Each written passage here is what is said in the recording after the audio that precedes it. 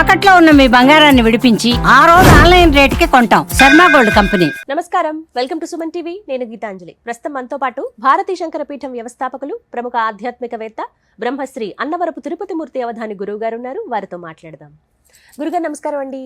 ఓం శ్రీ మహాగణాధిపతయే నమః. జ్యేష్ఠ పౌర్ణమి అయితే చిన్న సందేహం అండి. ముందు తారీఖుల్లో జూన్ 10వ తారీఖా లేకపోతే 11వ తారీఖా పౌర్ణమి అనేది ఒక సందిగ్ధత ఏర్పడింది. 2 రోజులు ఉందమ్మా. 11 ప్రధానం. అవునా? ఓకే, 11 ప్రధానం. రాత్రి గల పౌర్ణమి 10వ తారీఖు వచ్చింది. దేవతార్చనకి సంబంధించినటువంటి పౌర్ణమి 11 ఉదయం. జ్యేష్ఠ నక్షత్రం కూడా అప్పుడు మనకు కంప్లీట్ గా ఉంది కనుక అది 11వ తారీఖు ప్రధానంగా తీసుకోవాలి. 11 తీసుకోవాలి. అయితే విశిష్టత మాట్లాడదామండి. ప్రతి పౌర్ణమి ప్రత్యేకమే. అయితే ఈ మాసంలో వచ్చేటువంటి ఈ పౌర్ణమి విశిష్టత ఏంటి? ఇప్పుడు మీరు అన్నారు చూసారా, ప్రతి మాసం విశిష్టమే అన్నారు. అవును, ప్రతి మాసం విశిష్టమైనప్పుడు ఈ మాసానికి కూడా ఏదో ఒక విశిష్టం ఉండే ఉంటుంది మళ్ళీ. అది కూడా అవును. విశిష్టం అనుకోవడం కన్నా మనం ఒక వీడియో చేసుకున్నామమ్మా. జ్యేష్ఠ మాసం అనేటువంటిది ఎలా ఉంటుంది, ఏ విధానాన్ని అనుసరించి ఉంటుంది అనేటువంటి విషయం మనం ఒకటి చేసుకున్నాము. జ్యేష్ఠో పితృ సమాన అనేటువంటిది కూడా ఒకటి ఉన్నది. అంటే పితృదేవతలను ఆరాధించాలి అనుకున్నా, పితృదోషాలు ఎక్కువగా ఉన్నాయి అని అనుకున్నా, జ్యేష్ఠ మాసం చాలా విశేషంగా దోహదపడుతుంది. అటువంటి దోషాల నుంచే మనిషిని పూర్తిగా బయటికి తీసుకురావడానికి అని చెప్పి మనం ఒకటి అనుకోవడం జరిగింది. పూర్వం చెప్పుకున్నాం. ప్రథమ పక్షం, ద్వితీయ పక్షం, 2 విధానాలు. ఈ పితృదోష ప్రయుక్తం అనేటువంటిది ద్వితీయ పక్షంలో ఇంకా విశేషంగా ఉపయోగపడుతుంది. ఈ పౌర్ణమి అనేటువంటిది ఈ జ్యేష్ఠ నక్షత్రంతో కూడి ఉన్న కారణం చేత అనురాధ జ్యేష్ఠాంచం వృశ్చికం. అంటే ఈ వృశ్చిక రాశి వారికి మాత్రం అతి జాగ్రత్తగా సమయాన్ని ఏమాత్రము కూడా వృధా చేసుకోకుండా వణిగింద్ర హోమం అని ఉంటుందమ్మా. వణిగింద్ర హోమం అంటే గురుగారు, ఆ వణిగింద్ర హోమం అనేటువంటిది ఇది లేదు అనేటువంటిది మాట మన దగ్గర ఉండదు. ఒక మామూలుగా కూడా ఎవరైనా ఒక వ్యాపారం మొదలు పెడుతున్నారు అని అంటే ఆ వ్యాపారం వాళ్ళు దేనికి అది ఇనుమ, ప్లాస్టిక్, సింథటిక్ ఏదైనా విషయం సెకండరీ. ఏవైతే ఉన్నాయో అన్నిట్లని కూడా కాస్త ఒక మంత్రంతో స్పృశించాలి. అన్ని తలా ఒక ఇంతింత ముక్క తీసుకొచ్చి అగ్నిహోత్రం లోపల దానికి ఆహుతిగా వెయ్యాలి. అన్ని ఏ పదార్థం వాళ్ళు అమ్ముతున్నారో దానికి సంబంధించింది. ఇది ఎక్కువగా సినిమా ఇండస్ట్రీస్ వాళ్ళు చేస్తూ ఉంటారమ్మా దాదాపుగా. ఒకప్పుడు చాలా మందికి చేయించున్నాం కాబట్టి కంటిన్యూగా ఎక్కువగా చేస్తారు. వాళ్ళే చేస్తారంటే పేరు పడిపోయింది వాళ్ళకే అన్నట్టుగా. వణిగింద్ర హోమము అని అంటే జీవితంలో ఇది మనకు లేదు అనేటువంటి మాట లేకుండా మంచి స్థితిలో కూర్చోబెట్టేటువంటి వణిగింద్ర హోమం. దానికి జ్యేష్ఠ మాసం విశేషం. జ్యేష్ఠ పౌర్ణమి అంతకన్నా విశేషం. జ్యేష్ఠ పౌర్ణమి ఎంతకన్నా విశేషం. ఎందువల్లంటే ఆ రోజు మనకు జ్యేష్ఠ నక్షత్రం కూడా ప్రమాణంతో కూడి ఉన్నది కనుక జ్యేష్ఠ నక్షత్రం చాలా విశేషం. అనంతరం మరి ఒక రోజు ఏదైనా ఉన్నది అంటే అమావాస్య, జ్యేష్ఠ అమావాస్య చాలా అద్వితీయమైనటువంటి ఫలితాన్ని ఇస్తుంది. పౌర్ణమి రోజు లేదా అమావాస్య రోజు నాడు కనుక ఈ వణిగింద్ర హోమాన్ని చేసుకుంటే అమావాస్య అనగానే చిన్న చీకటి, అటువంటి చీకట్లతో సహితాన్ని కూడా పూర్తిగా వెన్నెలగా మార్చేటువంటిదే వణిగింద్ర హోమం. అంత విశేషమైంది. కాబట్టి ప్రతి ఒక్కరూ వారి ఇంట్లో కానీ, దేవాలయంలో కానీ, వ్యాపార స్థలంలో కానీ ఆ రోజునాడు ఈ యొక్క వణిగింద్ర హోమం అనేటువంటిది చాలా విశేషమండి. ఒకవేళ ఆ హోమం అనేటువంటిది కష్టసాధ్యమైంది అనుకుంటే ఆ వణిగీంద్ర సూక్తంతో, అది ఋగ్వేదం అది, వణిగేంద్ర సూక్తంతో ఈశ్వరాభిషేకం ఎప్పుడు చేయాలి, ఎక్కడ చేయాలి? ఉదయం 8:30 కల్లా అయిపోవాలమ్మా. 8:30కే అయిపోవాలంటారు. 11వ తారీఖు ఉదయం 8:30 కల్లా కంప్లీట్ అయిపోవాలి. సుమారుగా రుద్రాభిషేకం అంటే ఒక 2.5 గంటల పైన పడుతుంది. కాబట్టి సూర్యోదయానికి మొదలు పెట్టుకుని 8:30 కల్లా దాన్ని పూర్తి చేసుకోగలిగితే నిజంగా అదృష్టవంతులే. అంటే ఇంద్ర పదవికి మూలం అని చెప్పవచ్చమ్మా. ఆ వణిగేంద్ర ప్రాయశ్చిత్త సూక్తం అంటారు, వణిగేంద్ర సూక్తము అంటారు. అది వినటము, అభిషేకం చేయటము, హోమము చేయటము 3 విధానాలు. అభిషేకం చేసేటువంటి ఓపిక కూడా లేకపోతే వినటం ఒక విధానం. లేదు కనీసం నేను అభిషేకమైనా చేసుకుంటాను అనేటువంటి స్థితిలో అభిషేకం చేసుకునే విధానం 2. హోమం ఇంకా 3వ విధానం. ఇప్పుడు సమయం అనేటువంటిది తక్కువగా ఉంటుంది కనుక దానికి ద్రవ్యాలు కూడా దొరకడం కష్టమమ్మా. చాలా ద్రవ్యాలు అవి దొరకడమే కష్టం ముందు.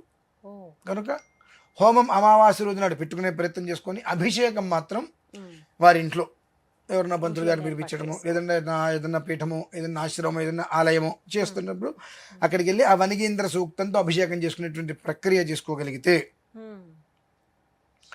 దేంతో చేయాలి అని అంటే కేవలము కూడా సుగంధ పరిమళ ద్రవ్యములు, అంటే సుగంధ పరిమళ ద్రవ్యంతో తైలం తీస్తారమ్మా.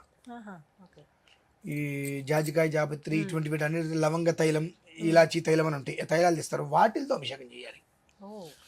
ఎందుకంటే విశ్వామిత్రుడు మనకు త్రిశంకు స్వర్గాన్ని స్థాపించాడని తెలుసు. ఇటువంటి రోజునాడు మనం చెయ్యవలసిన విధానంగా అసలు చేయకపోతే నష్టం లేదు, చెయ్యవలసిన విధానాన్ని కాకుండా ఏదో ఒకటి చేద్దాం అనుకుంటే మనకు కూడా ఆ త్రిశంకు స్వర్గం వస్తుంది. స్వర్గాధిపత్యం అనేటువంటిది నీ ఇంట్లో కూడా నువ్వు దేవేంద్రుడి వలె నువ్వు ఉన్న ప్రదేశం ఏదైతే ఉంటుందో, ఉద్యోగం కావచ్చు, వ్యాపారం కావచ్చు, ఏదైనా సరే నువ్వు ఉన్నటువంటి ప్రదేశంలో నువ్వు ఇంద్రుని వల్లే రాజులాగా నీ మాటకు ఎదురు లేకుండా వెళ్ళాలి. దానికి ఆ కొన్ని తైలాలతో అభిషేకం కనుక చేసుకోగలిగితే ఇంద్రమిద్గాధినో బృహదింద్ర మర్కేభిరర్కిన ఇంద్రం వాణీరనూషథ, నీ మాటకి తిరుగుండదు. ఒక మాట మాట్లాడాము అంటే అది ఆజ్ఞే, ఎందుకు అనేటువంటి ఎదురు ప్రశ్నే లేకుండా చెప్పింది చెప్పినట్టుగా, అడిగింది అడిగినట్టుగా, జరగవలసింది జరగాల్సిన రీతిలో జరిగేటువంటి రీతే ఈ వనిగేంద్ర సూక్తానికి ఉంటుందమ్మా. ఆ వనిగేంద్ర సూక్తంతో రుద్ర సంపుటి చేసుకొని లవంగాధిపతి లవంగాల తైలము, ఇలాచీ తైలం, ఈ వీటితో సుగంధ తైలాలు ఉంటాయి, కాస్త ఖరీదు ఎక్కువ ఉంటుంది.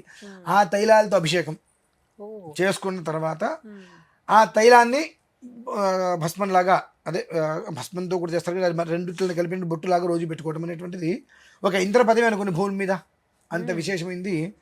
రేపు జ్యేష్ఠ పౌర్ణమి అభిషేకానికి 1000 రెట్లు ఉపయుక్తంగా ఉంటుంది. ఇక అక్కడి నుంచి ఇంకా 15 రోజుల పాటు సమయం ఉంది కనుక ఆ 15 రోజుల సమయాన్ని జాగ్రత్తగా కనుక మీరు చేసుకొని దీనికి కావాల్సిన ద్రవ్యాలన్నీ కూడా సమకూర్చుకోగలిగితే హోమం చేసుకోవచ్చు. మీరు ఏ వ్యాపారం చేస్తున్నా, అది పూల వ్యాపారం కావచ్చు, మీరు చేసే ప్రతి వ్యాపారంలో ఉన్నటువంటి వస్తువులు ఏవైతే ఉంటే అన్ని తలా చిన్న చిన్న ముక్క మొత్తం తీసుకొచ్చి అక్కడ హోమంలో వేయాలమ్మా. అవన్నీ కూడా అవన్నీ వేస్తేనే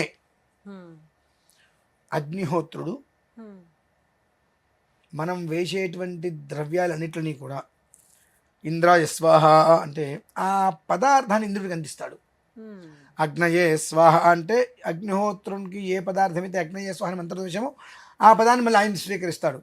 ఓం రామభద్రాయ స్వాహ అనుకుంటే ఆయనకి, నారాయణాయ స్వాహ అంటే ఈయనకంటే ఏ మంత్రంతో మనం స్వాహాకారం చేస్తామో ఆ పదార్థాన్ని ఆ అగ్నిహోత్రుడు తీసుకువెళ్తాడు. ఎలా తీసుకెళ్తాడు అంటే, మీ దగ్గర డబ్బు ఉంది, నా దగ్గర మంత్రం ఉంది, మీకు కావాల్సింది ఆయన దగ్గర ఉంది, అంటే భగవంతుడి దగ్గర ఉంది.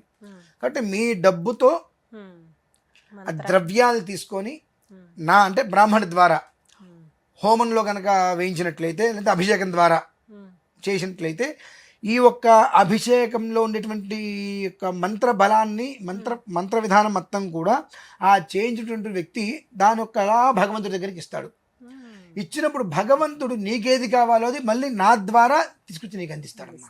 అది అక్కడ యజ్ఞ విధానం, అభిషేక విధానం దేనికి అంటే భగవంతుడి దగ్గర ఉన్నది వేరు, నా దగ్గర ఉన్నది వేరు, నీ దగ్గర ఉన్నది వేరు, మన ముగ్గురిని ఒక్కటి చేయడం ఆయన లక్ష్యం.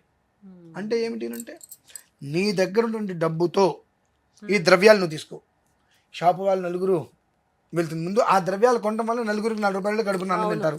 అదే ద్రవ్యాలు నా చేతికి ఇచ్చావు, నేను ఇంకో 2 వేద పండితులతో నేను యజ్ఞం చేస్తాను, ఆ వేద పండితులకి నీ ద్వారా ఇచ్చే సంభావనతో ఒక 1 వారం రోజులు భుక్తి వెళ్తుంది. ఈ ఒక్క శక్తి అనేటువంటిది ఓం అగ్నయ స్వాహ, ఇంద్రాయ స్వాహ, ప్రద్యుమ్నాయ స్వాహ అనుకుంటూ చేసేటువంటి మంత్ర ప్రయోగాలు లేదా అభిషేకం, నమశంభవే చమయో భవే చ నమశంకరాజ చమయస్కరాజ నమశివాజ చ శివతరాజ హరాం హ్రీం హ్రూం హ్రైం హ్రోం హర అనుకుంటూ కొన్ని బీజాక్షరాలతో చేసేటువంటి అభిషేకం ఏదైతే ఉంటుందో ఆ అభిషేకం అనేటువంటిది ఆ భగవంతుని మంత్రముగ్ధుని చేసేస్తాం మనం. అంటే ఏ రకంగా ఆరాధన చేస్తే ఆయన మంత్రముగ్ధుడవుతాడో ఆ విధానంగా మంత్రాలతో అర్చించడం జరుగుతుంది. అర్చించి ఆయన దగ్గర నుంచి నీకు ఏది కావాలో అది తీసుకుంటాం. తీసుకున్న ఫలితం ఏదో ఒక ప్రసాద రూపంలో మీకు అందించడం జరుగుతుంది. అది ఈ యజ్ఞయాగాదులు, అభిషేకాలు, పూజలు అనేటువంటి వీటికి చాలా ప్రాధాన్యత. వీటికి కొన్ని రోజులు విశేషంగా చెప్పబడినందులో ఒకటి రేపు జ్యేష్ఠ పౌర్ణమి. ఇటువంటిది విశేషంగా త్రివర్గ నిలయాత్రస్థ త్రిపురమాలని చెప్పి మనకు అందులో కూడా స్వాత్మానందల విభూత బ్రహ్మాద్యానంద సంతతి పరా ప్రత్యక్షితి రూపా పశ్యంతి పరదేవత. ఇవన్నీ ఎందుకు ఎక్కడి నుంచి వస్తాయనంటే ఏదైతే నీకు కావాలో అది నువ్వు సంప్రాప్తం చేసుకోవాలి. అది నువ్వు సంప్రాప్తం చేసుకోవాలి అది ఎవరి దగ్గర అయితే ఉన్నదో వారి దగ్గర నుంచి మనం తీసుకోవాలి. వారి దగ్గర నుంచి మనం తీసుకోవాలి అని అంటే వారు ఎవరు చెబితే ఇస్తారు. అంటే ఎక్కడ ఏమొచ్చింది మళ్ళీ దైవాధీనం జగత్సర్వం. దైవాధీనం జగత్ మొత్తం భగవంతుడికి అధీనంలో ఉంది. మంత్రాధీనంతో దైవతం. ఆ దేవుడు ఎక్కడ మంత్రం యొక్క అధీనంలో ఉన్నాడు. తన్మంత్రం బ్రాహ్మణాధీనం. ఆ మంత్రం బ్రాహ్మణుడి యొక్క అధీనంలో ఉంది. బ్రాహ్మణో మమ దేవత. అంటే ఆ మంత్రం నా దగ్గర ఉన్నది అని చెప్పుకునేవాడు మనకు అవసరం లేదండి. మంత్రం నిజంగా ఉన్నటువంటి వ్యక్తిని మనం తెలుసుకోగలగాలి. వాడు ఉంటుంది మరి నిజంగా మంత్రశక్తి మంత్రానుష్ఠానం ఉందేనంటే వాడు మూర్ఖంగానే ఉంటాడు. ఎందువల్లంటే ఆయన వాడికి కాని వాడికి ఆ మంత్రశక్తి ధారాదత్తం చేయడం ఇష్టం ఉండదు. ధారాదత్తం చేయాలని అవతల వ్యక్తికి ఒక అర్హత ఉండాలి. ఆ అర్హతలు ఎందే వీడు ధారాదత్తం చేయదు. కాబట్టి కాస్త మూర్ఖంగానే ఎలా అవతలకి నాకు కుదరదు అలానే కాస్త ముక్కుసూటిగా ఉండటమో కావాలని మాట్లాడటమో ఉంటాయి. అటువంటి వ్యక్తిని మనం గమనించుకోవాలి. అలా తెలుసుకుని వారి ద్వారా మనం నిర్వర్తించుకుంటే 10 రోజుల్లో రావాల్సింది 3 రోజుల్లో వస్తుందమ్మా. ఫలితం అయితే ఖచ్చితంగా చూస్తాం, వెంటనే వస్తుంది. దానికి చాలా విశేషమైంది. రేపు 11వ తారీఖు పౌర్ణమి 8:30 లోపు పూర్తి చేసుకోగలిగితే అదృష్టం వరిస్తుందమ్మా. చాలా చక్కటి పరిహారం ఇది. అంతే. ధన్యవాదాలు గురుగారు. పరమేశ్వర.